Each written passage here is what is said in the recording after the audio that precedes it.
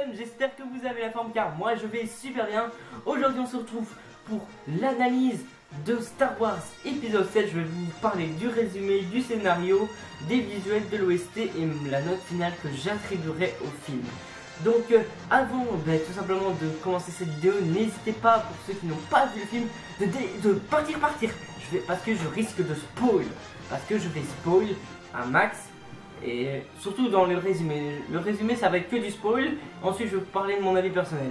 Donc franchement si vous n'avez pas vu, vous n'avez vraiment pas vu le film, allez le voir et ensuite revenez en discuter avec moi. Voilà, tout simplement, c'est un conseil que je vous donne.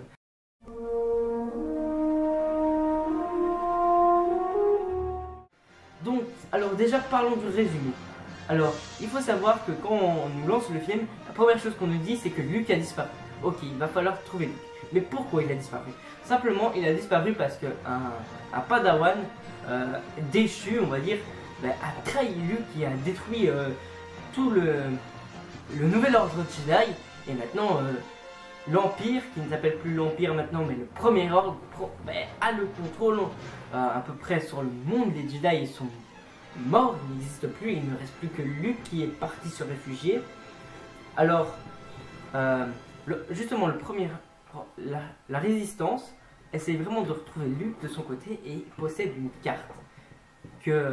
Il possède un fragment de carte.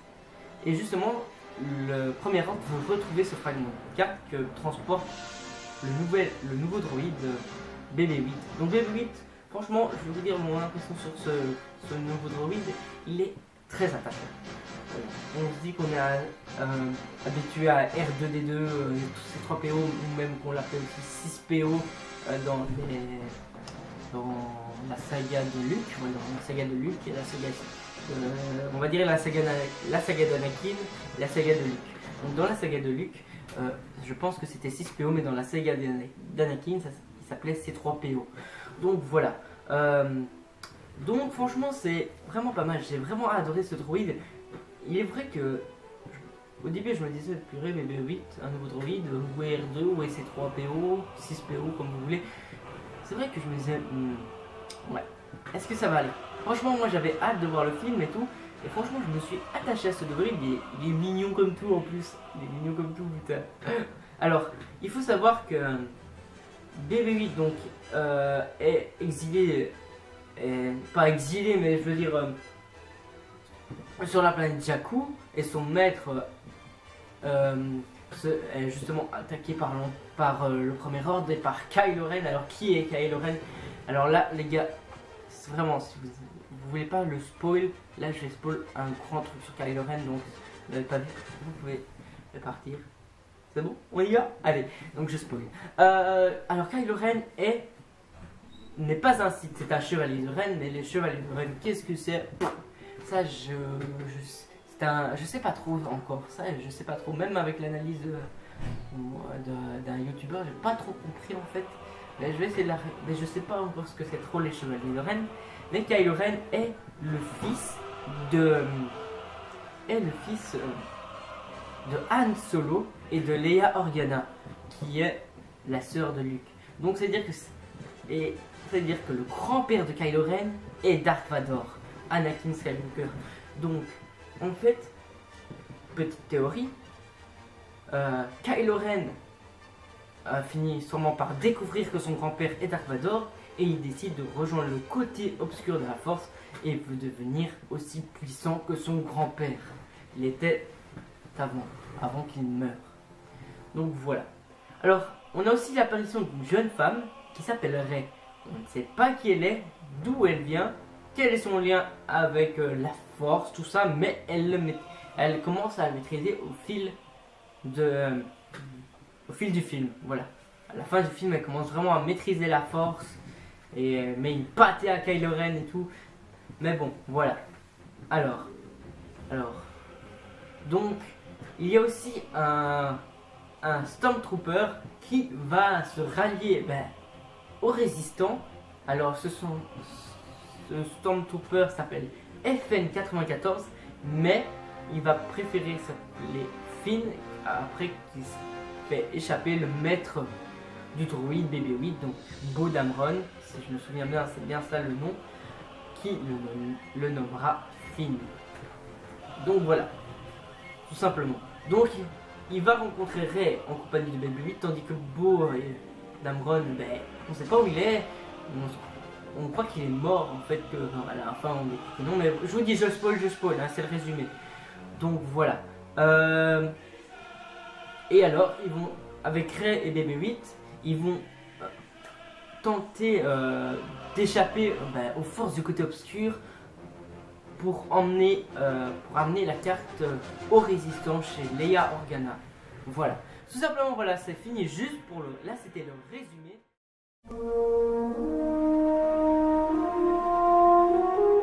Donc maintenant, nous allons enfin passer au scénario. Alors, le scénario est assez bien construit, malgré que beaucoup de personnes reprochent au film d'être un remake. Je mets des guillemets, un remake de l'épisode 4, Le Nouvel Espoir.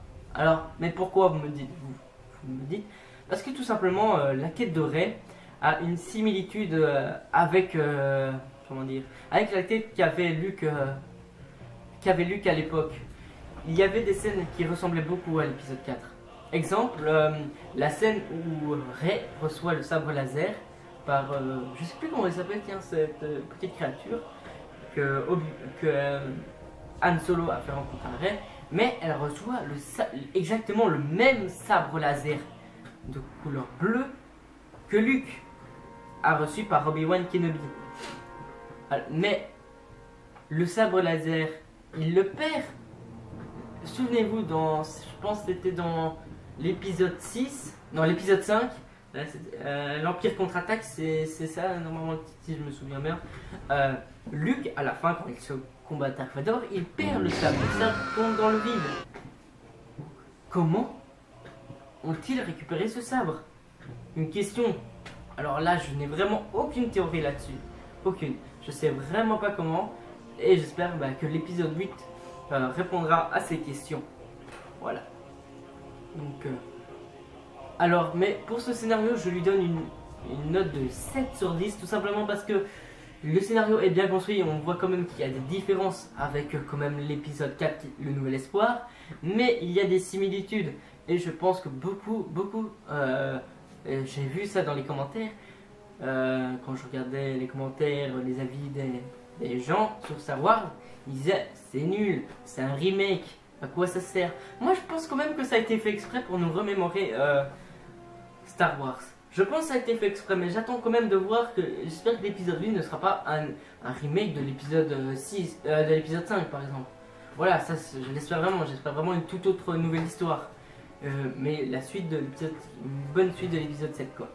Donc voilà, donc une note de 7 sur 10, je pense que c'est une assez bonne note, voilà. Et j'espère vraiment voir le scénario pour l'épisode 8 qui sortira normalement si je me trompe pas, en décembre 2017. Voilà. Ah mais il y a aussi un Star Wars qui sort en 2016, en décembre, c'est Rogue One je pense. Je sais pas, je pense que je vais aller le voir et je vous ferai aussi mes avis sur ça.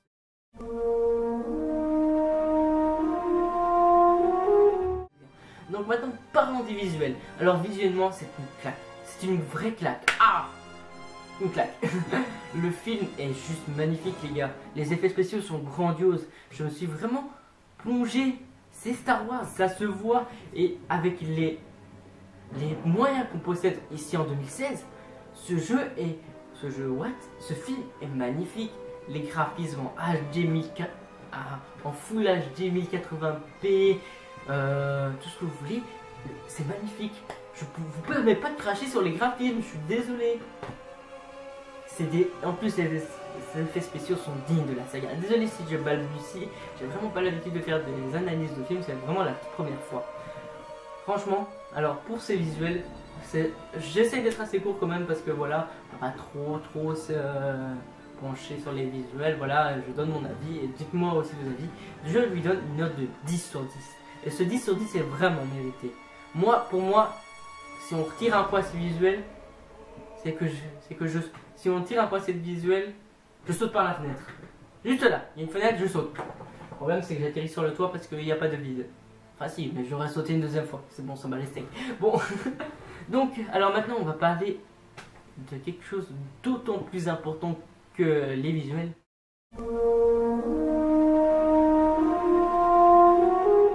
L'OST. L'OST, donc c'est l'avant-dernière partie de cette vidéo. Alors dans Star Wars, je trouve que l'OST est vraiment importante. Il faut vraiment qu'on soit plongé dans la musique, dans l'image. En plus j'avais été le voir en 3D, mais je l'ai revu sur mon... je l'ai revu hier et j'avais pris des notes, tout ça. Donc voilà. Alors, j'ai pris des notes, donc parfois je regarde mes notes parce que je sais pas vraiment, pour vraiment être sûr de ce que je vais dire. Donc, alors sachez qu'on peut aussi retrouver des anciennes OST, donc des anciennes bandes son de la saga. Je suis sûr qu'on leur entend ça.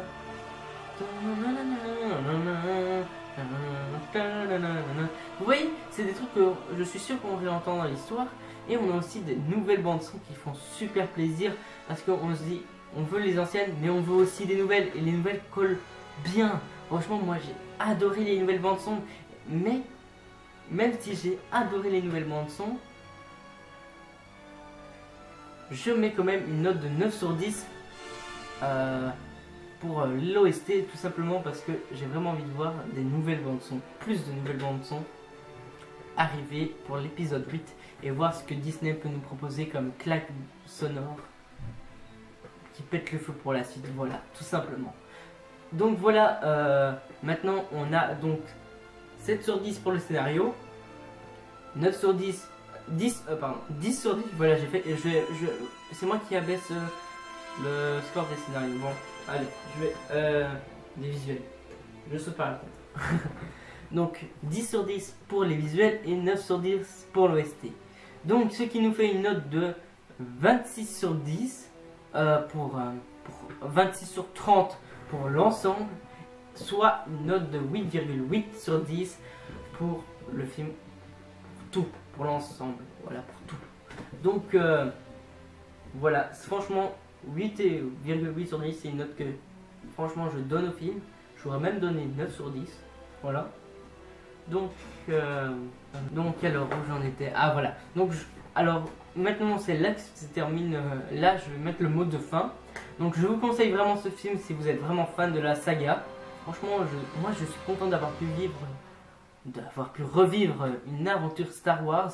Et j'ai hâte de voir le 8 et peut-être même aller voir le Rogue One en décembre 2016.